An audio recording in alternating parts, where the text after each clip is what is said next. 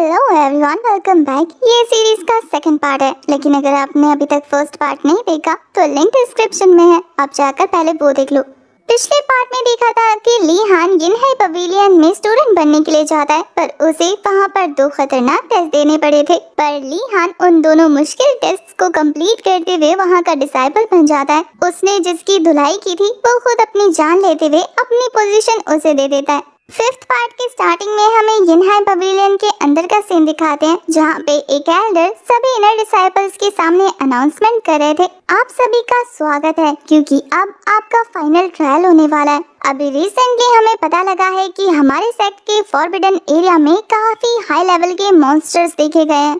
तो अब आप सभी को मिलने वाला मिशन ये है कि आपको उन इविल स्पिरिट्स को मारना है। जो भी बंदा उन इविल डीमंस को मार के उनके 5 डीमन कोर को कलेक्ट करेगा, तीनों टेस्ट को मिलाकर उसे फर्स्ट अनाउंस कर दिया जाएगा और इसके साथ ही उसे सेक्ट की तरफ से काफी सारे ट्रेजर्स मिलेंगे। अब तक यहाँ पर हमारे ली हान की भी एंट्री हो जाती है, पर उसके आने से पहले उसके नाम की तबाही आ गई थी, इसलिए बच्चे उसे वहाँ देखकर काफी बुरी तरीके से डर जाते हैं। वो उसके लिए ऐसे रास्ता साफ कर रहे थे कि जिन मॉन्स्टर को वो मारने जाने वाला है उनमें से ये एक हो। ली हान भी एक लीडर की तरह उनके सामने आगे आकर खड़ा हो जाता है। दूसरी तरफ अनाउंस करने वाले एल्डर बता रहे थे कि तुम में से टोटल 10 को ही वहाँ पर भेजा जाएगा, क्योंकि उस फॉरबिडन एरिया का खतरा काफी ज्यादा है। इसलिए एक रेस्पॉन्सिबल एल्डर होने के नाते मैं कमजोरों पर ये मुसीबत नहीं आने देना चाहता, और जो भी 10 लोग अंदर जाएंगे वो अपना ख्याल खुद रखेंगे, क्योंकि वहाँ का रिस्क काफी ज्यादा हाई है, तो सोच समझ के आगे बढ़ना।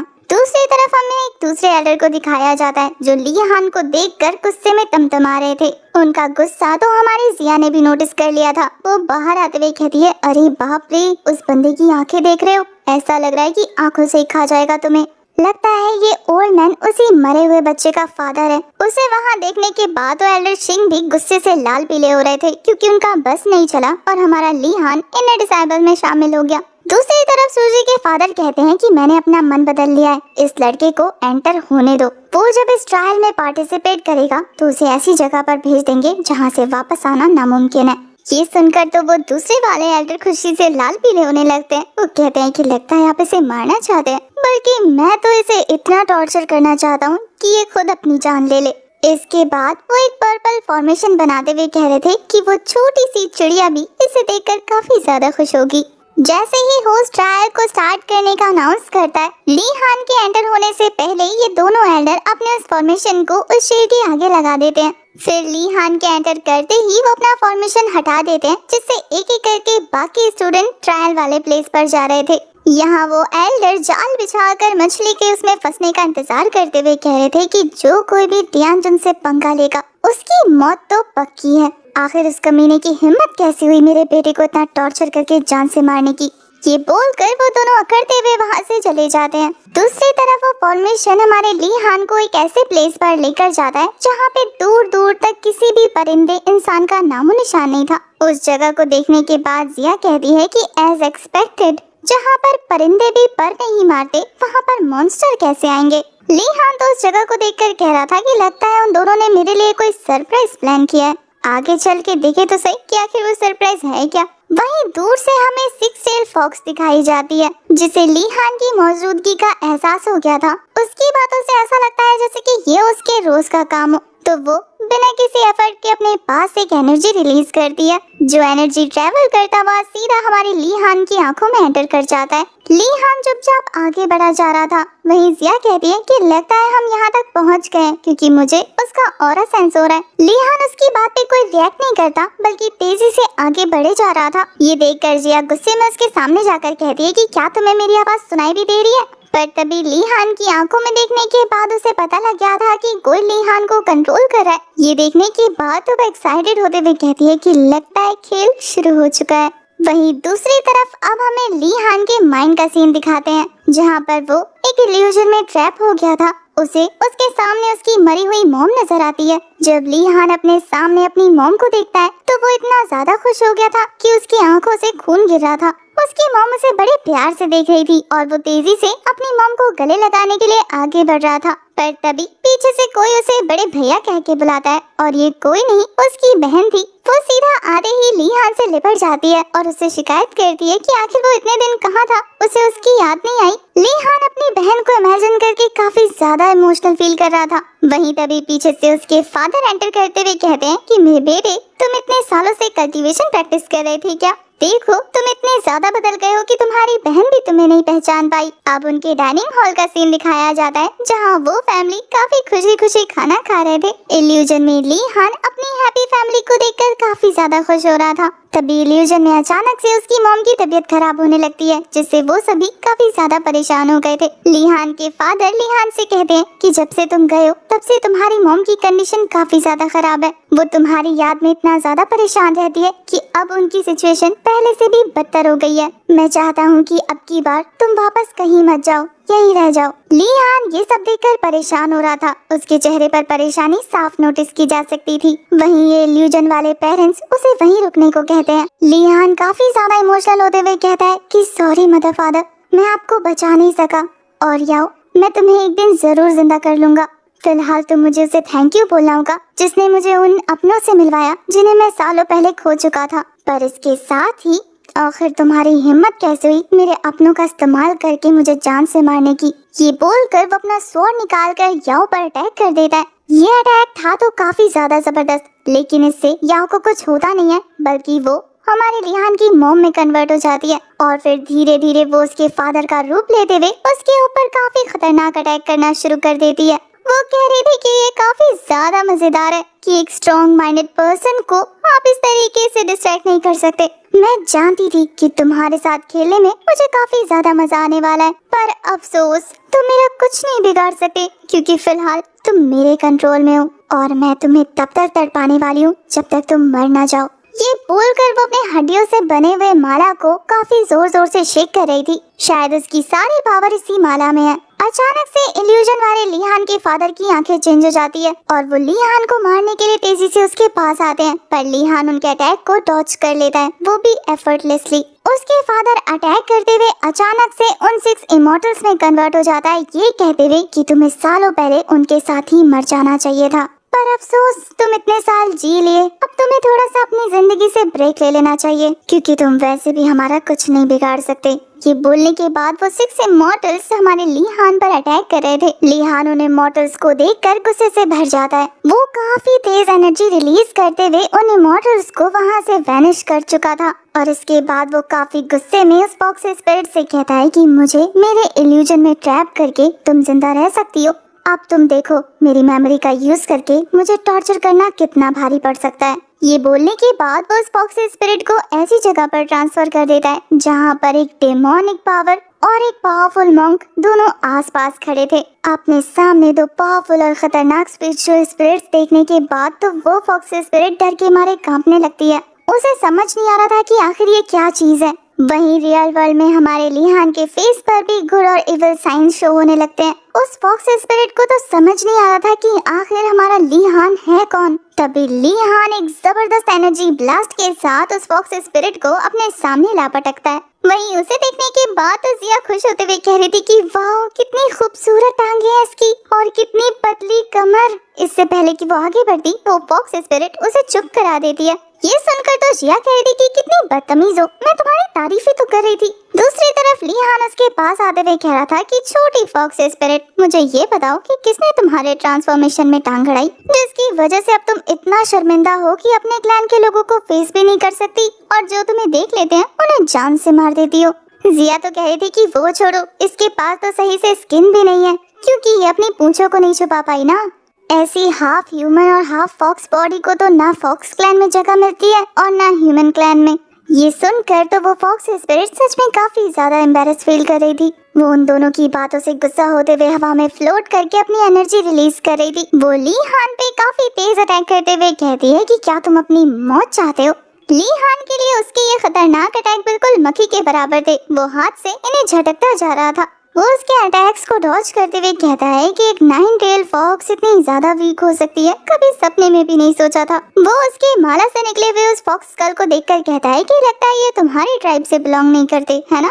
वो फॉक्स स्पिरिट ये देखकर ली हान से वो स्कल छीनने के लिए आगे बढ़ रही थी, पर ली हान उसके झपटा मारने से पहले ही उससे दूर हट जाता है। वो उसे कह रहा था कि अगर तुम ये स्कल और खुद की जान बचाना चाहती हो तो यहाँ से बाहर निकलने का रास्ता बताओ। वो फॉक्स स्पिरिट इस बात पे तंज कसते हुए कहती है कि यहाँ से बाहर जाना है। एक बार जो कोई भी स्ट्राइक्स वाले में एंटर हो जाता है ना, उसके लिए एग्जिट डोर बंद हो जाते हैं। अगर तुम अपनी खैर चाहते हो तो वो स्कल मुझे वापस कर दो, वरना मैं इस जगह को तुम्हारी कब्र बना दूंगी। ये बोलने के बाद वो अपने मुंह से काफी सारे वेव्स रिलीज करना शुरू कर चुकी थी। ली-हान उसके इस अटैक को डॉज करते हुए कहता है कि लगता है लातों की भूत बातों से नहीं मानेंगे। ये बोलकर वो उसके फेस पर एक जबरदस्त किक जड़ देता है, जिससे हिट होकर वो बहुत दूर गिर जाती है। ली-हान अब उसे अपने पाँव के नीचे दबाते हुए कह रहा था कि एक बार फिर पूछ रहा हूँ। जिया तो ली-हान से कहती है कि इसे जल्दी जल्दी मारो और बाहर निकलो, मुझे बाहर जाकर वाइन भी पीना है, मैं काफी ज्यादा थक चुकी हूँ। वहीं दूसरी तरफ ली-हान उस फॉक्स स्पिरिट से कह रहा था कि एक ऐसा रास्ता बताओ जो दोनों वर्ल्ड को अच्छे से कनेक्ट करता हो, नहीं तो फिर मैं श्योर नहीं हूँ कि तुम्हें बाहर लेके जा पाऊंगा या नहीं। पर ये फॉक्स स्पिरिट कहती है कि तुम सभी ह्यूमंस एक जैसे हो, एक नंबर के सेल्फिश मतलबी। तुम्हारा अपना काम बनते ही तुम हम लोगों को पूछ के भी नहीं देखोगे। सालों पहले मुझे हेलेन नाम का बंदा अपनी दोस्त बनाकर यहाँ पर लेकर आया था, पर उसने मेरे फॉक्स टेल को कट करके मुझे यहाँ पर हमेशा हमेशा के लिए सील कर दिया। उसने मेरे ट्राइब के लोगों पर हुकूमत की और उन्हें जान से मार दिया। मैं उससे नफरत करती हूँ, मैं उसे कभी माफ नहीं करने वाली। अगर तुम्हें यहाँ से बाहर जाना है तो मुझे जान से मारो और यहाँ से चले जाओ, पर याद रखना मेरे क्लैन को डिस्ट्रॉय करने की वजह से उनकी प्योर सोल तुम्हारे लिंगियन हाई पवेलियन पर श्राप की तरह बरसेगी। उसकी बातों के बीच में ली-हान अपने पास से वही व्हाइट टोकन निकाल के दिखाता है, जिसे देखकर वो व्हाइट फॉक्स काफी ज्यादा शॉक रह जाती है। ऐसा लग रहा था जैसे कि वो इस कार्ड को पहचानती हो। वो कहती है लाइफ एंड डेथ कार्ड, इसका मतलब ये है कि तुम लियोन हाई पवेलियन के एनिमी हो। ली-हान उसकी बात को इग्नोर करते हुए उसे कहता है कि अब मुझे बाहर जाने का रास्ता बताओ। ऐसा लग रहा था कि अब अगर उस फॉक्स ने कुछ नहीं बताया तो ली-हान उसे जान से मार देगा। 6th एपिसोड की स्टार्टिंग में दिखाया जाता है कि वो फॉक्स स्पिरिट ली-हान को लेकर एक रिवर साइड में आती है। उस रिवर के बीच में एक बड़ा सा पत्थर था जिसपे एक स्वॉर्ड फंसी हुई थी। वो फॉक्स स्पिरिट ली-हान को बताती है कि अगर तुम हेलेनियन के उस स्वॉर्ड को खींच लेते हो तो तुम्हें यहाँ से बाहर जाने का रास्ता मिल जाएगा, पर अगर मुझसे पूछा जाए तो तुम्हारे लिए सबसे आसान और सबसे फायदेमंद रास्ता है मुझे मारो और यहाँ से निकल जाओ। पर ली-हान उसे ये कहते हुए चुप करा देता है कि तुम्हारे और मेरे बीच में कोई खास दुश्मनी है नहीं, इसलिए इस चीज की कोई जरूरत नहीं है। ली-हान ये बात करते हुए काफी ज्यादा सीरियस लग रहा था और ये चीजें देखकर तो उस फॉक्स स्पिरिट की हार्ट बीट फास्ट हो जाती है। वो खुद को संभालते हुए कह रही थी कि ठीक है, अब जब तुम उन कमीनों से अलग हो तो फिर मैं तुम्हें एक राज की बात बताना चाहती हूँ। मुझे लगता है कि ये बात सुनने के बाद तुम अपना इरादा जरूर बदलोगे। वैसे मैं बता दूं कि ये रिवर वैली लियोन हाई पवेलियन में काफी ज्यादा फेमस है, जहाँ पे जाने के बाद पूरे लोगों का अंत हो जाता है। और ये जगह इसलिए भी इतनी फेमस है क्योंकि ये भविष्यवाणी की गई है, जो कोई भी स्वॉर्ड को हासिल कर लेता है वो लियोन हाई पवेलियन का आने वाला फ्यूचर मास्टर बनेगा। इस बात को 1000 साल बीत गए हैं, लेकिन अभी तक ऐसा स्टूडेंट किसी के सामने नहीं आया जो स्वॉर्ड को निकाल कर यहाँ पर सरवाइव कर पाया हो। आप एक बार फिर से सोच लो, क्या तुम सच में उस स्वॉर्ड को हासिल करना चाहते हो? वैसे तो वो फॉक्स स्पिरिट ली-हान को डराने की काफी ज्यादा कोशिश कर रही थी, पर ली-हान के चेहरे पर कोई शिकन नहीं आती, मतलब वो अपने फैसले को लेकर स्ट्रिक्ट था। वो उस फॉक्स स्पिरिट से कहता है कि तुम्हें इसकी चिंता करने की जरूरत नहीं, अब तो मेरा स्वॉर्ड को हासिल करने का इंटरेस्ट और ज्यादा बढ़ गया है। ये बोलने के बाद वो एक हाई जंप लगाते हुए उस चट्टान पर पहुंच गया था। फॉक्स स्पिरिट ली-हान के इस एक्शन से काफी कंफ्यूज नजर आ रही थी। वहीं दूसरी तरफ ली-हान के स्वॉर्ड के पास जाने पर वो स्वॉर्ड अपने इविल ऑरा को रिलीज करना शुरू कर देता है। ये रेडिश ऑरा इतना ज्यादा पावरफुल था कि जिससे दूर खड़ी फॉक्स स्पिरिट भी उसको बर्दाश्त नहीं कर पा रही थी। पर जब वो अपने सामने खड़े ली-हान को देखती है जिसकी बॉडी से एक तेज ऑरा निकलकर उस स्वॉर्ड के ऑरा को सप्रेस करा था, तो वो ये देखकर काफी हैरान थी। वो बस यही सोच रही थी कि आखिर ली-हान है कौन जिसका मोमेंटम इतना ज्यादा स्ट्रॉन्ग है। वहीं दूसरी तरफ ली-हान अपना थोड़ा सा स्ट्रेंथ लगाते हुए काफी फोर्सफुली उस स्वॉर्ड को बाहर खींच लेता है। उस स्वॉर्ड को बाहर खींचते ही वहाँ पे काफी तगड़ा ब्लास्ट हुआ था, लेकिन इससे ली-हान को कोई फर्क नहीं पड़ता। वो तो उल्टा कंफ्यूज हो रहा था कि आखिर इस स्वॉर्ड को निकालना इतना इजी कैसे हो सकता है। उसे दाल में कुछ काला लग रहा था। तभी फॉक्स स्पिरिट उसे काफी खुश होकर बताती है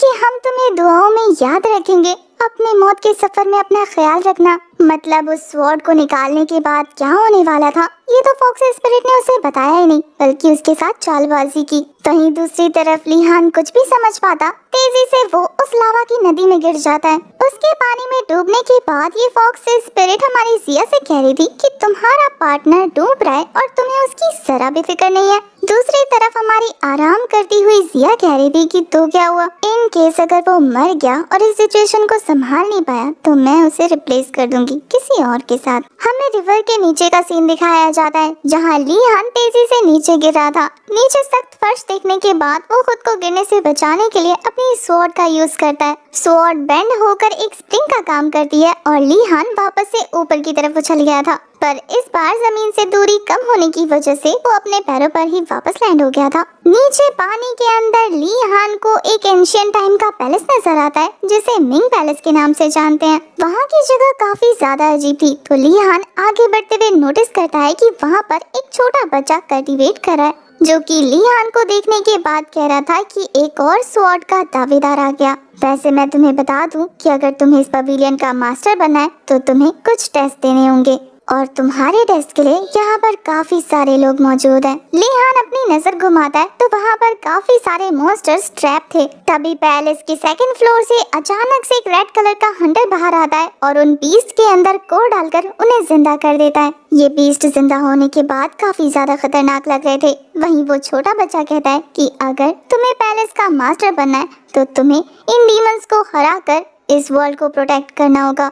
क्या तुम इस टेस्ट के लिए तैयार हो? ये सुनकर लीहान कहता है कि मॉन्स्टर्स को मारने के लिए नहीं, मैं इसमें इंटरेस्टेड नहीं हूँ। मैं तो बस स्वॉर्ड लेने के लिए आया था जो मुझे मिल गया है। लीहान को वहाँ से जाता देखकर वो बच्चा उसके रास्ते में काफी सारे मॉन्स्टर्स को खड़ा कर देता है, ये कहते हुए कि अगर मॉन्स्टर्स को नहीं मारोगे तो ये तुम्हें मार देंगे। लीहान उन मॉन्स्टर्स का ऑरा सेंस करने के बाद काफी ज्यादा अजीब फील कर रहा था, क्योंकि ये ऑरा उस फॉक्स स्पिरिट से भी ज्यादा पावरफुल था। लीहान को समझ नहीं आता कि आखिर वो कौन सा बंदा है जो ऐसे मॉन्स्टर्स को कंट्रोल कर रहा है। उसका फाइट करने का बिल्कुल मन नहीं था, लेकिन उसकी स्वॉर्ड खून की प्यासी हो जाती है। वो खुद ही उसकी तरफ तेजी से बढ़ रहे मॉन्स्टर्स पर अटैक कर रहा था। लीहान अपने स्वॉर्ड के जरिए कंट्रोल हो रहा था, जबकि वो उस स्वॉर्ड को बिल्कुल कंट्रोल नहीं कर पाता। और देखते ही देखते लीहान की वो स्वॉर्ड वहाँ पर आ रहे सभी मॉन्स्टर्स को जान से मारने लगती है। ये देखकर वो बच्चा खुश हो जाता है और लीहान का गुस्सा और ज्यादा भड़काने लगता है। एक बात काफी ज्यादा अजीब थी, लीहान के उन सभी मॉन्स्टर्स को मारने के बाद भी उनके नंबर बढ़ते ही जा रहे थे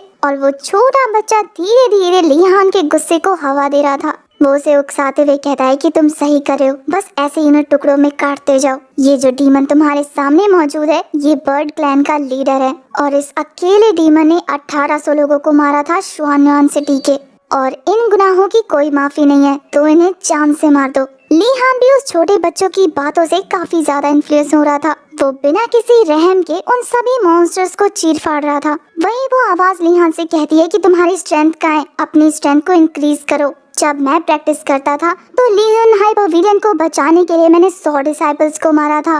तुम इतनी आसानी से नहीं मर सकते, इसलिए अपनी स्ट्रेंथ को और इंक्रीज करो। लीहान उस स्वॉर्ड के कंट्रोल करने से अब तक काफी ज्यादा परेशान हो चुका था, इसलिए वो उस स्वॉर्ड को जमीन में धंसाते हुए कहता है कि मुझे किसी मॉन्स्टर्स को नहीं मारना। वो आवाज लीहान से कहती है कि अगर मॉन्स्टर्स को नहीं मारना तो अपने दुश्मनों को तो मार ही सकते हो ना। और अब वो एक एक करके उन स्पिरिट्स को भेज रहा था जो लीहान के दुश्मन थे।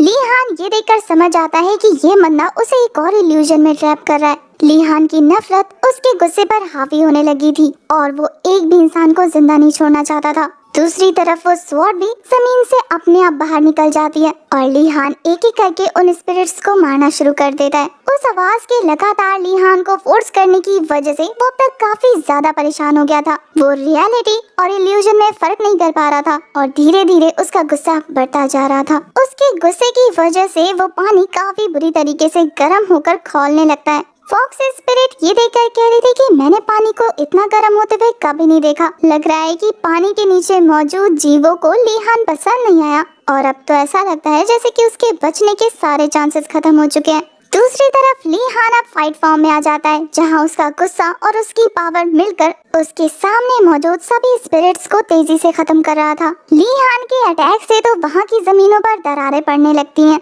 वही जो स्पिरिट्स ली हान पर अटैक कर रही थी वो उसे उकसाने के लिए कहते हैं कि प्रिंसेस याओ यानी कि उसकी सिस्टर का सर धड़ से अलग कर देना चाहिए। ली हान गुस्से में उस स्पिरिट को 2 हिस्सों में फाड़ देता है। वहीं दूसरा स्पिरिट उसके फादर के बारे में बकवास कर रहा था। अपनी फैमिली और फादर के बारे में ऐसी बातें सुनकर ली हान का गुस्सा 7वें आसमान पर पहुंच चुका था। जो बातें ली हान से हाउ टियान ने की थी उसके आखिरी वक्त में वही बातें उसके दिमाग में बजने लगती हैं। ली हान उन सभी चीजों के मेंटल प्रेशर को बर्दाश्त नहीं कर पा रहा था और उसकी बॉडी से एक तेज कलर की रेड एनर्जी रिलीज होती है। उसका ऑरा अब तक काफी ज्यादा ब्लैकिश और रेडिश हो चुका था। उसकी ऐसी हालत देखने के बाद वो छोटे बच्चे की आवाज हंसने लगती है। ली हान की ऐसी हालत करने के बाद वो बच्चा हमारे सामने आता है जिसका नाम था यिन। वो असल में यही तो चाहता था कि ली हान अपने गुस्से पर कंट्रोल न रख पाए और उसका गुस्सा उसकी ताकत बन जाए और फिर वो धीरे धीरे ली हान की बॉडी से निकल रहा उसका गुस्सा एब्जॉर्ब करने लगता है।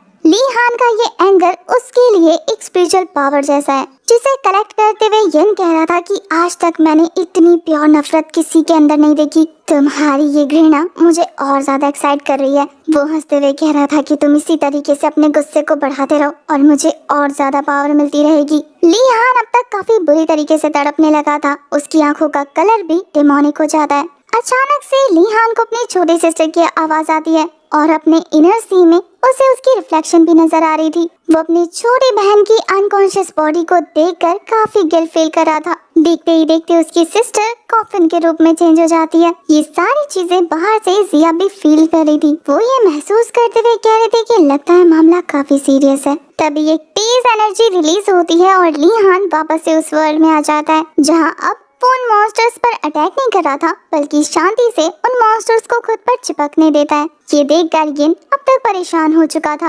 अब उसे ली हान का गुस्सा या नाराजगी नहीं मिल रही थी अब्सॉर्ब करने के लिए, तो वो कहता है कि अब ये बंदा लगता है अपनी मौत मांग रहा है। बेवकूफ कहीं का, अब मुझे किसी और का इंतजार करना होगा। ये बोलकर वो जैसे ही वहाँ से जाने की तैयारी कर रहा था तभी उसकी नजर ली हान पे पड़ती है जिसकी बॉडी से गोल्डन कलर की एनर्जी रिलीज हो रही थी। ये एनर्जी देखकर तो यिन भी एक पल को काफी ज्यादा शॉक रह जाता है क्योंकि इस एनर्जी के चपेट में आ रहे डीमंस डिस्ट्रॉय हो रहे थे और वो एनर्जी इतनी ज्यादा पावरफुल और तेज थी कि वो उस रिवर को चीरते हुए आसमान में एक फॉर्मेशन क्रिएट कर देता है। उस फॉर्मेशन के क्रिएट होते ही वो डेमोनिक स्पिरिट्स तेजी से ऊपर उस फॉर्मेशन में जाने लगते हैं। ये देखने के बाद वो फॉक्स स्पिरिट काफी ज्यादा शॉक थी। वहीं जिया कह रही थी कि लगता है ये अभी इतनी जल्दी नहीं मरने वाला, ये अपने डिवाइन ज्ञान की पावर को यूज कर रहा है। वहीं दूसरी तरफ रिवर के नीचे वही डिवाइन मॉन्क अपीयर हो गया था जिसे देखकर यिन कहता है कि मैंने हजारों सालों से उन इमॉर्टल्स स्पिरिट को कैद करके रखा था, आखिर वो कहाँ जा सकती हैं?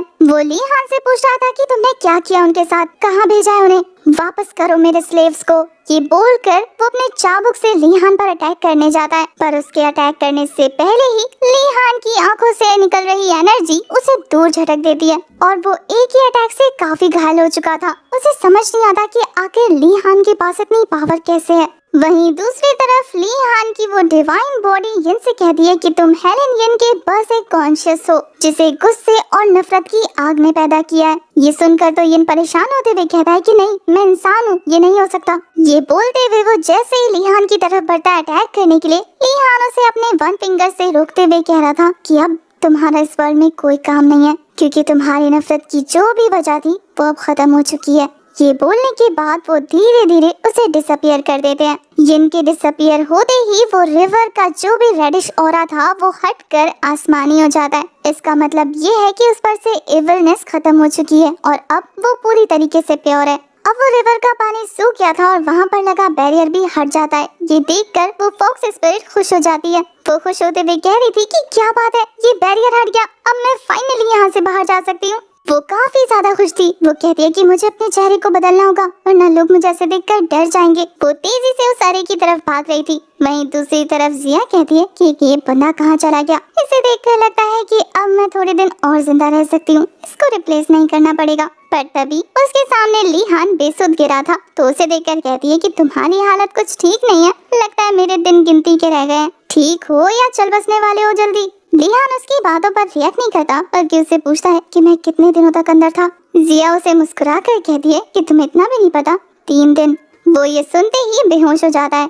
एपिसोड 7 की स्टार्टिंग में हमें उसी मिस्टीरियस लड़की को दिखाया जाता है जिसे ऑलरेडी हम आगे के एपिसोड में देख चुके हैं। वो अपने पवेलियन के रूफ पर खड़ी थी कि तभी उसकी नजर स्ट्राइक्स पवेलियन की तरफ से आ रहे उस रेड कलर की एनर्जी पर पड़ती है। ये रेड स्मोक पूरे आसमान में फैलता जा रहा था और इसकी खबर सभी एल्डर्स को भी लग जाती है। वो सभी रेड कलर के उस स्मोक को देखने के लिए बाहर आ जाते हैं। वो सभी अब तक श्योर हो गए थे कि पक्का किसी ने वैले में लगे उस ट्रैप को ओपन कर दिया है। वहाँ पे लगी सील भी टूट चुकी है। तभी अचानक से वो 9 टेल डीमन फॉक्स उन सभी के सामने अपने फॉक्सेस शो कर देती है जो काफी ज्यादा जायंट था। उस एविल स्पिरिट के वहाँ अपीयर होते ही उनकी जमीन शेक होने लगी थी। एल्डर चैन जो कि सूजी के फादर थे, वो कहते हैं कि आखिर वो शैडो डीमन कैसे बाहर आ सकती है, इतनी ताकत किसमें होगी जो उसकी सील को किसी ने ओपन कर दिया हो। वो सभी आपस में डिस्कस करते हुए इस बात का अंदाजा लगा चुके थे कि लगता है किसी पावरफुल इंसान ने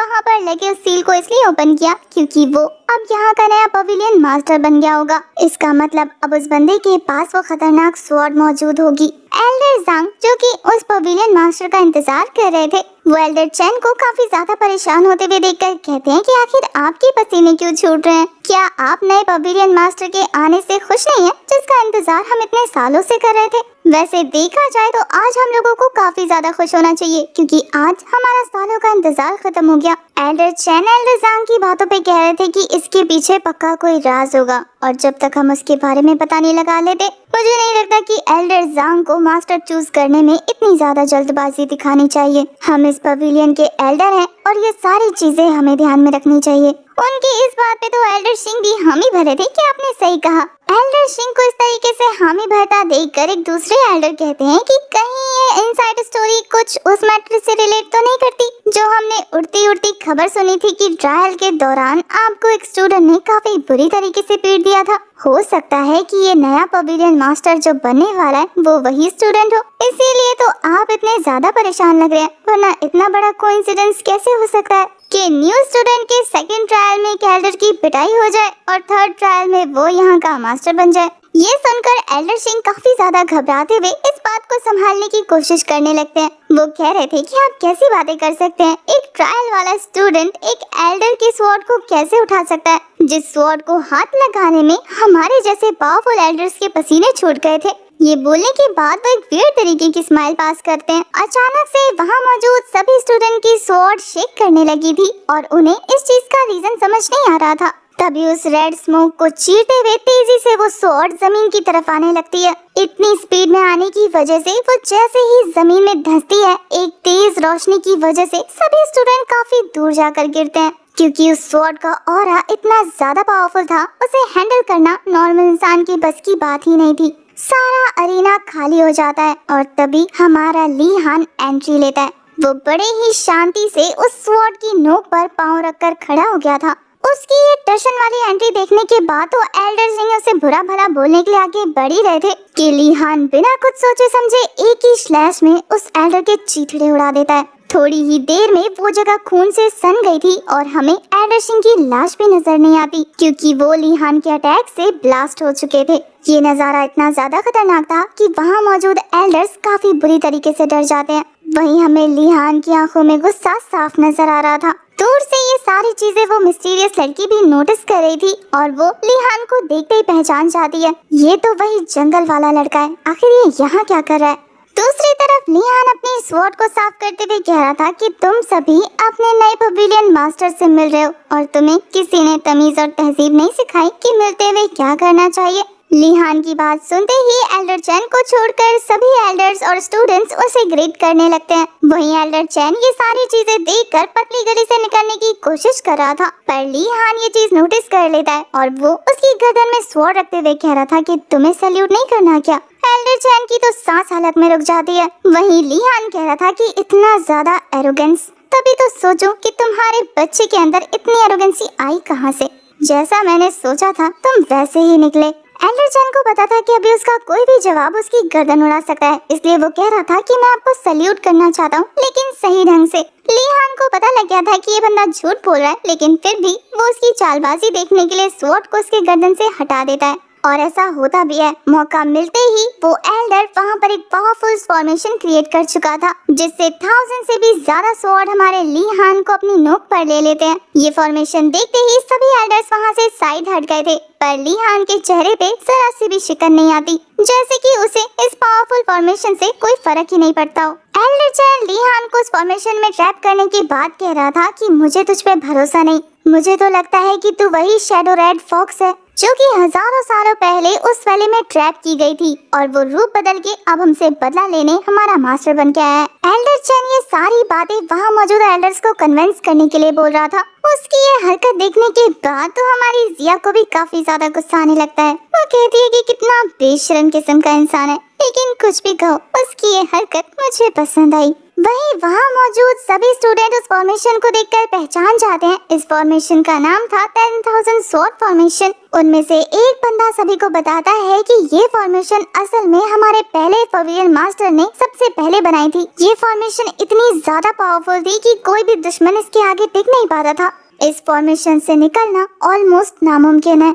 वो सभी यही सोच रहे थे कि आखिर ये लड़का अब इस फॉर्मेशन से कैसे बाहर निकलेगा। एल्डर भी चुपचाप इस खेल का मजा उठा रहे थे, क्योंकि वो ये देखना चाहते थे कि आखिर उनके नए पवेलियन मास्टर सच में पावरफुल हैं भी, क्योंकि अगर वो सेक्ट के एल्डर और फॉर्मेशंस को कंट्रोल नहीं कर सकते तो फिर वो सेक्ट को कैसे कंट्रोल करेंगे। वहीं दूसरी तरफ एल्डर चैन अपने फॉर्मेशन को और ज्यादा स्ट्रॉन्ग कर रहे थे, तो ये देखकर जिया उनके पास जाकर इंकरेज करते हुए कहती है कि और स्ट्रेंथ लगाओ, अपनी सारी स्ट्रेंथ लगा दो। तुम नहीं जानते कि तुम किससे पंगा ले रहे हो। उस मॉन्स्टर से फाइट करने के लिए तुम्हें अपनी जी जान लगानी होगी। असल में जिया को काफी ज्यादा मजा आता है जब वो ली हान को डेथ और लाइफ वाली सिचुएशन में फंसा देती है। जैसे ही एल्डर चैन अपने फॉर्मेशन को एक्टिवेट करते हैं, वो सारी की सारी स्वॉर्ड ली हान पर अटैक करने के लिए तेजी से बढ़ने लगते हैं। ली हान अपने पास मौजूद स्वॉर्ड से बस 2 मूवमेंट करता है और वहाँ मौजूद वो सो कॉल अनब्रेकेबल स्वॉर्ड फॉर्मेशन चकनाचूर हो जाती है। उसके खत्म होते ही एक तेज ब्लास्ट होता है, जिसके चपेटे में एल्डर चैन आ गए थे। वो इस एनर्जी से हिट होने के बाद काफी बुरी तरीके से अफेक्ट हो जाते हैं। वहीं बच्चे ये देखकर हैरान थे कि किसी का भी इस फॉर्मेशन से निकलना मुश्किल था। वहीं हमारे ली हान को जरा सा भी कुछ नहीं हुआ। इतना ही नहीं, ली हान तो उस फॉर्मेशन से बचे हुए कुछ स्वॉर्ड को अपने स्वॉर्ड में कन्वर्ट कर देता है, जिससे अब उसकी ये ब्लड स्वॉर्ड और भी ज्यादा पावरफुल हो गई थी। वहीं दूसरी तरफ हर्ट होने की वजह से एल्डर चैन खून की उल्टी करने लगते हैं। ली हान तो उसकी गर्दन पे स्वॉर्ड रखते हुए कह रहा था कि क्या अब किसी को मुझसे कोई शिकायत है?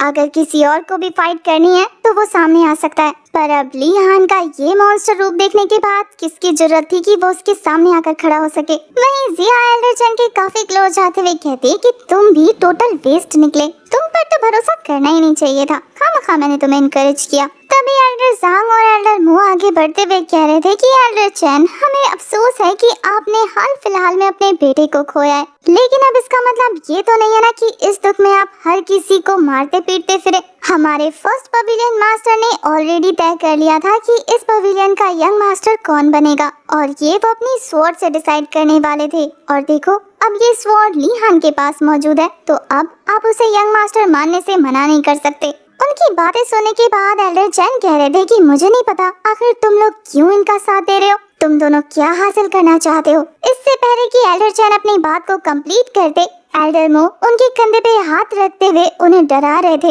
वो नहीं चाहते थे कि एल्डर चैन जो भी जानते हैं वो ली हान को पता लगे, इसलिए वो अपनी पावर की हेल्प से एल्डर चैन को चुप करा के वहाँ से भेज देते हैं। एल्डर चैन के वहाँ से जाते ही ली हान को देखकर एल्डर जांग का रवैया चेंज हो गया था। वो ली हान के सामने आ गए, कहते हैं कि यंग पवेलियन मास्टर, आपको मेरे पीक में आना चाहिए, वहाँ आपकी जम की खातिरदारी होगी। वहाँ पे ऊपर से लेकर नीचे तक आपको मसाजेस दिए जाएंगे, वहाँ पर वाइन्स, वेपन्स और जो भी आप चाहते हैं वो आपको सब कुछ मिलेगा। एल्डर जांग को मक्खन मारता देखकर एल्डर मो भी आगे आते हुए कहते हैं कि आपको मेरे पीक में आना चाहिए। एक यंग लड़की को जो भी चीजें चाहिए वहाँ पर मौजूद है, काफी खूबसूरत खूबसूरत लड़कियाँ, बहुत सारा डांस, म्यूजिक और वाइन, आप वहाँ बड़े मजे करेंगे। ली हान तो उन दोनों की हरकतें देखकर अजीब फील कर रहा था, क्योंकि ये दोनों आपस में फाइट करने लगे थे, ये बताते हुए कि यंग पवेलियन मास्टर को मेरे साथ जाना चाहिए क्योंकि मेरा पीक अच्छा है। अब उन दोनों को इस तरीके से लड़ता देखकर ली हान उन्हें लड़ने से मना करता है। वो उन्हें कहता है कि आप लोग इस बारे में फिक्र मत करिए, मैं तो यहाँ पे अभी ढंग का स्टूडेंट भी नहीं बना, क्योंकि मैंने अभी तक अपने ट्रायल का 3rd राउंड कंप्लीट ही नहीं किया। तो अब जब मैं इस पवेलियन का स्टूडेंट ही नहीं हूँ तो फिर यहाँ का एल्डर कैसे बनूंगा। वो ये बातें काफी नौटंकी करते हुए बता रहा था, जैसे कि उसे इस बात का कितना दुख है। वहीं वो दोनों एल्डर भी अपना चेहरा लटका लेते हैं, जैसे कि उन्हें भी बड़ा अफसोस हुआ सुनकर। जबकि असल बात तो जिया को पता थी। वो लीहान के कंधे पे हाथ रखते हुए कहती है कि क्या बात है लीहान, तुमने इन दोनों चालाक लोमड़ियों में से किसी को भी चूज करना सही नहीं समझा, इसलिए तुमने ये एल्डर ना बनने वाला चाल चलाना। एल्डर जांग तो काफी फेक स्माइल के साथ कहते हैं कि आप काफी ज्यादा हम्बल हैं, लेकिन अब जब आप यहाँ के स्टूडेंट नहीं बने तो मैं चाहता हूँ कि आप मेरे स्टूडेंट बन जाएं। मैं आपको अपना डिसाइबल बनाने के लिए रेडी हूँ। पर ये सुनकर एल्डर मोबी कहाँ पीछे रहने वाले थे, वो भी होड़ लगाने लगते हैं कि आप मेरे सेक्ट में आइए, मैं आपको फिर भी एल्डर की तरह ही ट्रीट करूंगा। आपको वहाँ पर सुख सुविधाएं तो एल्डर वाली मिलेंगी, लेकिन आप स्टूडेंट की तरह सीख भी सकते हैं। उन दोनों को फिर से आपस में रेस लगाता देखकर लीहान कहता है कि मैं आप लोगों को निराश नहीं करना चाहता, लेकिन मैं आपको बता दूं, मेरे पास ऑलरेडी एक मास्टर है। ये सुनने के बाद तो दोनों का चेहरा फिर से लटक गया था। वो दोनों काफी ज्यादा शौक होते हुए पूछ रहे थे कि हमारे अलावा कौन आपका मास्टर बन गया। लीहान उन्हें जंगल में मिला हुआ वो टोकन पकड़ा देता है। उस टोकन को देखकर वो दोनों ही एल्डर काफी ज्यादा शौक थे। वो बताते हैं कि ये टोकन असल में डिसइल्यूजनमेंट पीक की एल्डर का है। वहाँ की एल्डर का नाम लैंगवान है। तो क्या आपको लैंगवान ने अपना स्टूडेंट बनाया? लीहान पहले सोच रहा था कि इस टोकन में लिखा हुआ नाम ही उस लड़की का असल नाम है, पर अब उसे पता लगता है कि उस लड़की का नाम लैंगवान है। वो अपने मन में सोच रहा था कि वो इस पीक की एल्डर है। इसका मतलब ये है कि उसे ढूंढना और भी ज्यादा आसान होगा। दूसरी तरफ ये दोनों एल्डर कह रहे थे कि मैं मान ही नहीं सकता कि लॉर्ड लैंग ने आपको अपने डिसाइबल के तौर पे एक्सेप्ट किया है। उन्हें इस बात पे इसलिए यकीन नहीं हो रहा था क्योंकि सालों पहले जब वो सुप्रीम लेवल पर पहुंच गई थी तो उसने अपनी फीलिंग्स को छुपा लिया और वो दुनिया से अलग कटके हो गई। तब से लेकर अब तक उसने अभी तक एक भी स्टूडेंट को एक्सेप्ट नहीं किया है। तो ये होना तो बहुत ज्यादा मुश्किल है कि उसने लीहान को अपना स्टूडेंट चुना होगा। लीहान को पता था कि ये दोनों एल्डर ऐसे तो उसे उसके पास नहीं जाने देंगे। तो वो कहता है कि आप दोनों एल्डर्स की बातों से तो लग रहा है कि हम लोग एक ही पर्सन की बात कर रहे हैं। असल में जब हम छोटे थे तब एक दूसरे को जानते थे और काफी सालों बाद ओल्ड फ्रेंड्स की तरह हमारी मुलाकात हुई। इतना ही नहीं, उसने मेरी पावर चेक करने के लिए मुझसे 300 राउंड की फाइट भी की। रात भर हमने काफी सारी बातें की और उसके बाद उन्होंने मेरे टैलेंट को देखते हुए ये भांप लिया कि मैं एक काफी अच्छा इंसान बनूंगा। इसलिए उन्होंने मुझे अपना स्टूडेंट बना लिया ताकि वो मुझे एक अमेजिंग टैलेंटेड पर्सन बनता हुआ देख सके। लीहान की बातों से तो कोई भी बेवकूफ बन जाता, ये दोनों एल्डर भी बन जाते हैं। कहता है कि आप दोनों सच में इतने ज्यादा अच्छे रिलेशनशिप शेयर करते हैं। लीहान तो कहता है कि इतना ही नहीं, उन्होंने सामने से मुझे ऑफर दिया कि क्या मैं उनका डिसाइबल बनूंगा और फिर मुझे मनाने के लिए उन्होंने मुझे ये जेड स्लिप भी दी। इससे पहले कि वो अपनी इमेजिनरी कहानी को और आगे बढ़ाता, तभी वहाँ पर लैंगवान एंट्री लेते हुए कहती है कि अपनी बकवास बंद करो। लीहान उसे देखकर एक पल को शॉक रह जाता है और फिर उसे याद आता है कि इसने तो उसे उस टी शॉप में देखा था।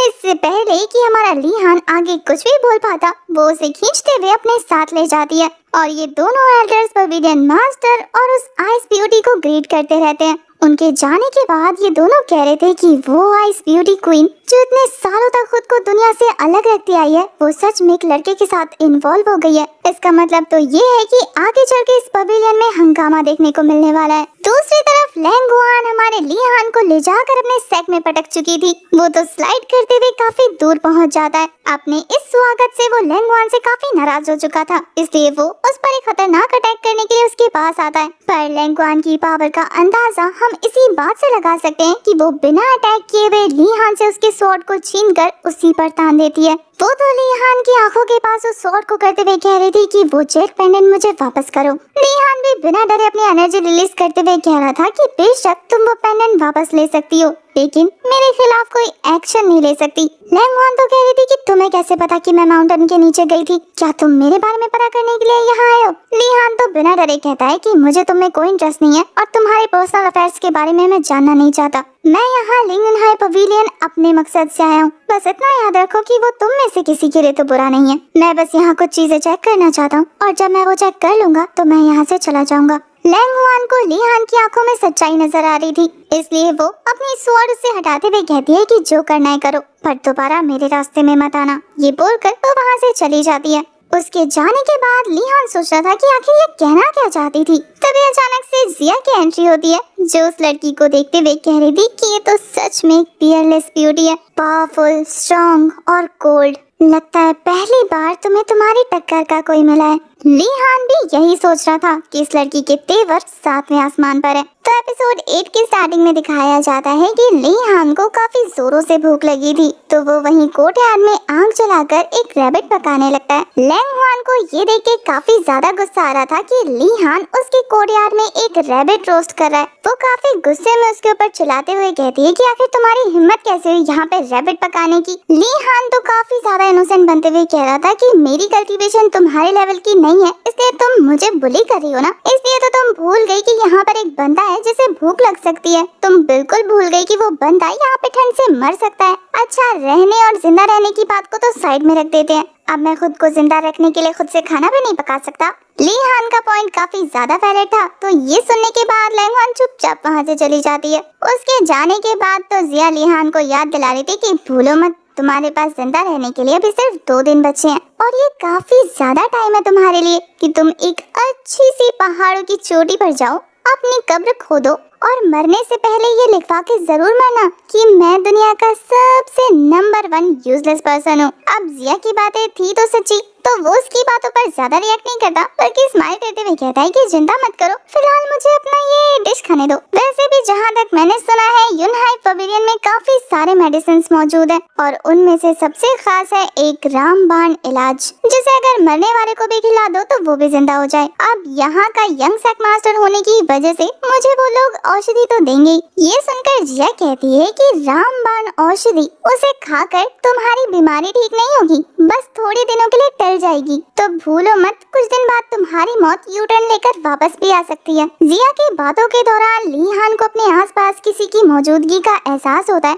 वो तो कह रहा था कि लगता है लंच में इस रैबिट के अलावा भी किसी और को पकाना पड़ेगा, और वो अपने पास मौजूद लकड़ी से दूर हिट करते हुए उस फॉक्स को सामने ले आता है, जो इतनी देर से छुपकर उनकी बातें सुन रही थी। वो कहती है कि बदतमीज आदमी, क्या जरूरत थी मुझे मारने की। उस फॉक्स को देखते ही हमारी जिया समझ गई थी कि ये और कोई नहीं बल्कि उस पहाड़ों वाली फॉक्स है, जो अब अपने छोटू फॉर्म में आ गई है। जब लिहान से यहाँ आने का रीजन पूछता है तो वो काफी ज्यादा सैड होकर अपनी दुख भरी दास्तान सुनाने लगती है। ये इंसान भी कितने कमीने होते हैं। सालों पहले चारों तरफ जंगल था, हरियाली थी, जानवर रहते थे, और अब जहाँ देखो वहाँ इन्होंने अपना कब्जा बना के रखा हुआ है। मुझे देखते ही उन्होंने मुझे लात मार के वहाँ से भगा दिया। अब वो लिहान के पाँव पे चढ़ते हुए कहती है कि अब मेरा तुम्हारे अलावा यहाँ पर और कोई नहीं है, तो मुझे लौट के तुम्हारे पास ही आना पड़ा। अब अगर उन इंसानों ने मुझे दोबारा देखा तो मुझे जान से मार देंगे, तो मुझे अपनी जान बचाने के लिए तुम्हारे साथ रहने दो। लिहान उसे पकड़ते हुए कह रहा था कि मैं खुद की जान नहीं बचा पा रहा हूँ, तो तुम्हें कैसे बचाऊंगा। अपनी स्किल्स का यूज करो और अपनी जान खुद बचाओ। ये बोलकर वो तो उसे फेंक देता है, पर इससे पहले कि वो रेड फॉक्स जमीन पे गिर पाती, जिया टेलीपोर्ट होकर उसे कैच कर लेती है। वो तो उसे लिहान की तरफ वापस लाते हुए कह रही थी कि जब मैंने तुमसे इसे कहा था कि मार डालो, तब तो तुमने इसे छोड़ दिया, और अब जब ये छोटी सी रेड फॉक्स में कन्वर्ट हो गई है तो अब तुम इसके दुश्मन बन गए हो। मुझे तो ये अपने साथ रखनी है जब तक कि ये तुम्हारे स्पिरिचुअल रियान की एनर्जी को इफेक्ट ना करे। ये सुनकर वो रेड फॉक्स कहती है कि नहीं नहीं, मुझे रखने से तुम लोगों को कोई दिक्कत नहीं होगी, यहाँ तक कि तुम लोगों को मेरा खाना जुगाड़ करने की भी जरूरत नहीं है। मुझे ऐसे ट्रीट करना जैसे कि मैं तुम्हारे साथ हूँ ही नहीं, लेकिन अगर तुम्हें कभी मेरी हेल्प की जरूरत हुई तो मैं जरूर हेल्प करूंगी। जैसे कि मुझे तुम्हारी बातों से एक मॉन्क के बारे में याद आया। जिया उसे देखते हुए कहती है कि तुम छोटी सी फॉक्स जो इतने सालों से ट्रैप थी, तुम्हें एक मॉन्क के बारे में कैसे पता। वो फॉक्स बताती है कि जब मैं यहाँ वहाँ भटक रही थी तो मैं गलती से एक ऐसी जगह पर पहुँच गई जहाँ काफी सारे लोग मौजूद थे, और मुझे वहाँ एक ऐसा मॉन्क दिखा जो हजारों सालों से जिंदा है। उस इमॉर्टल मॉन्क के बारे में सुनकर मैं एक्साइटेड हो गई थी, और फिर मुझे लोगों की बातों से पता लगा कि वो इमॉर्टल मॉन्क तो असल में मरने वाला है। हजारों सालों से एक मॉन्क के जिंदा रहने की बात जिया को काफी ज्यादा अजीब लगती है। वो इस बारे में सोचते हुए कह रही थी कि शायद उस मॉन्क के पास कुछ कल्टीवेशन स्किल्स होगी जिसके सहारे से वो इतने सालों तक जिंदा होगा। पर वो फॉक्स बताती है कि नहीं नहीं, उस मॉन्क के पास कोई कल्टीवेशन स्किल्स नहीं थी, वो तो बस हजारों सालों से व्हील टर्निंग टेक्निक को प्रैक्टिस कर रहा है, इस वजह से वो अपनी मॉडल बॉडी में भी इतने हजारों सालों तक जिंदा रहा। ये बात सुनकर तो जिया और लिहान दोनों के कान खड़े हो जाते हैं। अब तो वो फॉक्स आगे बताती है कि फिलहाल वो बंदा मरने वाला है और उसे अपने कुंफू सक्सेसर के लिए एक बंदा चाहिए। ये खबर आसपास के सेक्ट में आग की तरह फैल गई और अब काफी सारे मास्टर उस ओल्ड मॉन्क के पास पहुंचे ताकि वो उस मॉन्क का सक्सेसर बन सके। अब उस मॉन्क के पास बस कुछ ही दिन बचे हैं जिंदा रहने के लिए, तो वो जल्द से जल्द अपना सक्सेसर जरूर ढूंढेगा। इसलिए अगर ली हान तुम्हें भी अपनी जान बचानी है तो तुम्हें एक बार उसके पास जरूर जाना चाहिए। तभी हमें उस मॉन्क के पैलेस का सीन दिखाया जाता है जिसके बाहर काफी सारे लोग जमा हुए थे। अभी तक उनके लिए दरवाजा नहीं खुला था और ये देखकर वहाँ मौजूद सभी लोग बेचैन होने लगते हैं कि आखिर वो मॉन्क दरवाजा क्यों नहीं खोल रहे। तभी वहाँ पर एंट्री हो जाती है हमारे ली हान की, जो कि किंग ऑफ हेल की आइडेंटिटी के साथ वहाँ पर आया था। वहाँ पर मौजूद लोग इंतजार करते करते थक चुके थे, इसलिए वो बाहर से ही उस मॉन्क को आवाज लगाने लगते हैं कि मास्टर हम सब यहाँ पर हाजिर हैं, तो आप जिसको भी अपना सक्सेसर चुनना चाहते हैं आप चुन सकते हैं। तभी उन सभी के बीच में से ली हान एक हाई जंप लगाते हुए दरवाजे के पास पहुँच जाता है। लोग उसे तेजी से आगे बढ़ता हुआ देख कर पूछ रहे थे कि आखिर ये कौन बंदा है जो इतनी तेजी से आगे जा रहा है। कुछ लोग तो ली हान की इस हरकत से काफी ज्यादा नाराज हो चुके थे कि आखिर इसकी हिम्मत कैसे हुई रूल्स को इग्नोर करने की। ली हान किसी की बातों पे भी कान नहीं देता, वो तो बस दरवाजा ओपन ही करने वाला था कि तभी 3 शार्प ब्लेड से उसके ऊपर अटैक होने लगते हैं और वो उन अटैक्स को काफी इजीली डॉज करके ब्लॉक कर लेता है और फिर उन्हीं ब्लेड को अपने 2 फिंगर से रिवर्स करते हुए वहाँ पर मौजूद एक बंदे का खेल खत्म कर चुका था। ये अटैक इतना ज्यादा फास्ट था कि वहाँ मौजूद लोग थोड़ी देर के लिए कंफ्यूज रह जाते हैं। ये सब देखकर एक बंदा स्वॉर्ड लेके आगे आता है और वो हमारे ली हान से कह रहा था कि तुम्हारे स्किल्स तो कमाल के हैं, लेकिन अब मेरे हमले से बच के दिखाओ। ये बोलकर वो तेजी से अपनी नाइफ लेकर ली हान की तरफ बढ़ रहा था, पर ली हान तो उसके इस अटैक को 2 फिंगर्स से रोक लेता है। ली हान तो उससे पूछ रहा था कि क्या मैं तुम्हारा नाम जान सकता हूँ। ये बोलकर ली हान उसकी स्वॉर्ड को फ्लिप करता है जिससे कि वो बंदा लड़खड़ाकर पीछे हटने लगा था। ली हान की इस हरकत से उस बंदे को और ज्यादा गुस्सा आ जाता है। वो कहता है कि मैं एविल माउंटेन बरीइंग का प्रोटेक्टर हूँ और आज तुम्हारी मौत बनकर यहाँ पर आया हूँ। ये बोलकर जैसे ही वो दोबारा अपनी स्वॉर्ड से ली हान पर अटैक करता है, इस बार ली हान अपने 2 फिंगर्स का यूज करते हुए उसकी स्वॉर्ड को तोड़ चुका था और फिर उसी टूटे हुए हिस्से से वो उसकी गर्दन काट देता है। उसका ये बेरहम रूप देखने के बाद वहाँ मौजूद सभी लोग काफी बुरी तरीके से खौफजदा हो जाते हैं। उनमें से एक बंदा तो हमारे ली हान को पहचान लेता है। वो कहता है कि तुम वही हो ना, pest killer king of hell Lee king. अब ली किंग का नाम सुनने के बाद तो सभी लोग डर के मारे पीछे हटने लगते हैं, क्योंकि उन्हें पता था कि अगर एक बार ये बंदा अपनी स्वॉर्ड निकालकर अटैक करेगा तो एक साथ 100 लोगों का मरना तय है। उन लोगों को इस तरीके से डर के पीछे हटा देखकर उनमें से एक बंदा आगे आते हुए कह रहा था कि तो क्या हुआ अगर ये बेस्ट किलर है और हम लोगों को जान से मार सकता है। अगर हम लोग एक साथ अटैक करें तो ये भी हार जाएगा। आखिर इसे भी तो पता लगना चाहिए कि रूल्स होते हैं और रूल्स को तोड़ना नहीं चाहिए। अब उस बंदे की ये वाली बात सुनकर तो सब लोग जोश में आ जाते हैं। पर ली हान अपनी स्वॉर्ड निकाल कर कह रहा था कि अगर तुम लोगों को ये ट्राई करना है तो शौक से करो, मुझे कोई दिक्कत नहीं है। बस इतना याद रखो कि रूल्स मेरे काफी अलग हैं और मैं उन्हें ही फॉलो करता हूँ। जो मेरे रास्ते में आते हैं मैं उन्हें रास्ते से हटा देता हूँ। ये बोलकर वो अपनी स्वॉर्ड का इस्तेमाल नहीं करता, बल्कि तेजी से आगे बढ़ रहे उन लोगों पर अपने डिवाइन रैम की एनर्जी का यूज करता है। उसके एक ही पंच से वहाँ पर मौजूद सभी लोग ढेर हो गए थे, सिवाय 3 लोगों को छोड़कर जो अभी तक ली हान से फाइट करने आगे नहीं आते। जिया तो ली हान को डिवाइन रैम की एनर्जी यूज करता देखते हुए कहती है कि क्या तुम पागल हो गए हो? तुम्हारी हिम्मत कैसी हुई इस क्रिटिकल सिचुएशन में डिवाइन रैम की पावर को यूज करने की? तुम्हें पता नहीं है कि तुम्हारे पास 2 दिन है और अगर तुम ये पावर यूज करोगे तो और जल्दी मर जाओगे। पर ली हान फिलहाल फाइट के मोड में था, इसलिए वो अपनी स्वॉर्ड निकालते हुए कहता है कि आज मेरी स्वॉर्ड को खून की तलब लगी है, तो जिस किसी को अपनी मौत को दावा देना है वो आ सकता है। उसकी आवाज इतनी ज्यादा डरावनी लग रही थी कि वहाँ मौजूद लोग डरने लगते हैं। वहीं वो ओल्ड मॉन्क अपना दरवाजा ओपन करते हुए ली हान से शांत रहने को कहता है। बच्चे, इतना ज्यादा गुस्सा सेहत के लिए अच्छा नहीं होता, अंदर आ जाओ, इस बारे में हम आगे बात करते हैं। दरवाजा अपने आप खुलता देखकर तो जिया हैरान रह गई थी, क्योंकि एक तो उस मॉन्क के पास कोई स्पिरिचुअल पावर नहीं है और दूसरा उसके पास इमॉर्टल बॉडी भी नहीं है, पर फिर भी उसका ऑरा इतना ज्यादा प्योर है कि वहाँ तक उन्हें फील हो रहा है। वो अंदर जाते हुए ली हान से कहती है कि लगता है तुम्हें यहाँ जरूर कुछ सीखने को मिलेगा, पर साथ ही उसे वहाँ का एनवायरनमेंट काफी अजीब लग रहा था, क्योंकि उसे अभी तक वहाँ पर कोई और मॉन्क नहीं दिखा और साथ ही कोई सफाई कर्मचारी भी नहीं, क्योंकि वहाँ पर इतनी ज्यादा गंदगी थी और पत्तों की मोटी लेयर जम गई थी। ली हान जिया से कहता है कि तुम्हें यहाँ पर क्या अपना घर बसाना है? मुझे बस उस मॉन्क से उसका स्किल देखना है। मैं तो यहाँ ये चेक करने आया हूँ कि कहीं वो झूठ तो नहीं बोल रहा। अगर वाकई उसके पास इस तरीके की कोई स्किल है तो मैं उसका पूरा फायदा उठाने वाला हूँ। ये बोलकर वो दोनों ही उस मॉन्क के सामने पहुँच जाते हैं, जो काफी ज्यादा बूढ़े हो चुके थे। ओल्ड मॉन्क ली हान को देखकर कहते हैं कि तुम्हें आने में काफी ज्यादा वक्त लग गया। मैं तो उम्मीद कर रहा था कि तुम 1 साल पहले ही आ जाओगे। ली हान उस ओल्ड मॉन्क की बातों से कंफ्यूज था, क्योंकि ये ओल्ड मैन ऐसे बात कर रहे थे जैसे कि वो ली हान को सालों से जानते हो। ली हान तो सीधा सीधा पूछ लेता है कि आप किसका इंतजार कर रहे थे। वो ओल्ड मैन जवाब देने से पहले ही अपनी आंखें बंद कर चुके थे। जिया तो उनकी ये हालत देखने के बाद कहती है कि इतनी क्या जल्दी थी मरने की, 2-4 वर्ड्स और बोल के चले जाते।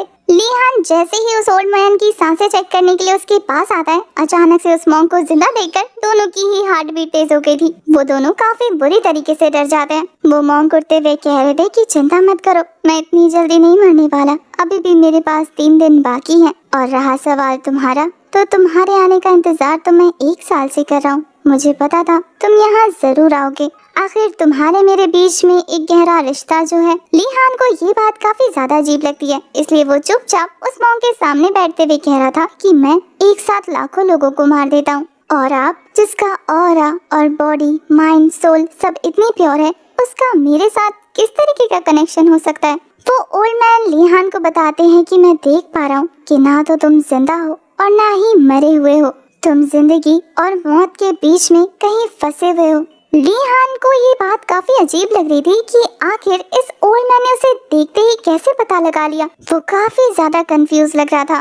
वो कहता है कि मास्टर, क्या आप इस बात को और डिटेल में समझा सकते हैं? मुझे कुछ भी समझ नहीं आ रहा। मास्टर बताते हैं कि वैसे तो तुम्हारा और मेरा ये रिश्ता ज्यादा दिनों तक का नहीं है, पर ये रिश्ता 1000 सालों तक जिंदा रहेगा। 1000 सालों पहले जब मैं एक छोटा बच्चा था, तब मेरी मुलाकात दुनिया के सबसे फेमस स्वॉर्ड्समैन से हुई थी, और मरने से पहले उन्होंने मुझे ये secret method turning the wheel सिखाया, और वो चाहते थे कि मैं ये मेथड उन्हीं की तरह किसी को पास ऑन करूं, इसलिए मैंने तुम्हें चुना। ली हान ये सुनकर सोच में पड़ जाता है कि कहीं मास्टर किसी उस जैसे दिखने वाले बंदे की बात तो नहीं कर रहे, या फिर जैसी खूनी उसकी हरकतें हैं वैसी हरकतों की वजह से उसे चूज किया गया है। मास्टर बताते हैं कि मैंने तुम्हें चूज किया क्योंकि तुम्हारी बॉडी में एक ऑरा है जो इस वर्ल्ड को बिलोंग नहीं करता, और ऐसा ही सेम ऑरा उस पर्सन की बॉडी में भी था। ली हान कंफ्यूज था, और वहीं जिया बताती है कि ये पक्का वही है, सियाओमो। वो ओल्ड मैन अपनी कहानी को कंटिन्यू रखते हुए बता रहे थे कि जब उन्होंने मुझे वो सिखाना खत्म किया तो वो एक सीरियस इंजरी से चल बसे। उनके जाने के बाद मैं बचा, उनके खास सीक्रेट के साथ। आज जाकर वो सारी की सारी कड़ियाँ जुड़नी शुरू हो गई हैं। मॉन्क के मुंह से ये सारी बातें सुनने के बाद ली हान कहता है कि जिनकी आप बात कर रहे हैं वो इतने ज्यादा अमेजिंग थे। उनकी तलवारबाजी इतनी ज्यादा औसम थी कि उनके आगे कोई भी नहीं टिक सकता था। तो आखिर उन्हें हर्ट करने की हिम्मत किसने की? वो ओल्ड मॉन्क बताता है कि उन लोगों ने वाइट कपड़े पहने हुए थे और कोस्ट मास्क पहना हुआ था। ये डिटेल सुनने के बाद ली हान काफी शॉक था, क्योंकि वो समझ गया था कि वो और कोई नहीं बल्कि वही 6 इमॉर्टल्स थे।